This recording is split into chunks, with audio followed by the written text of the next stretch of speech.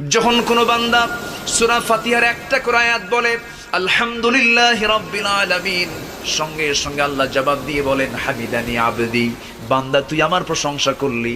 আর রহমানির রহিম যখন বলে আল্লাহ বলেন আসনা আলাইয়া আবদি।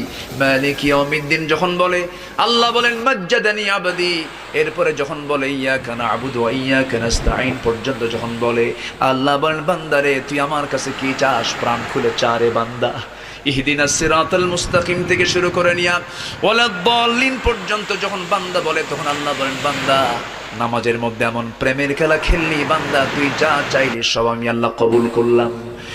ওই বান্দা যখন রুকুতে যায় আল্লাহ তখন অস্থির হন।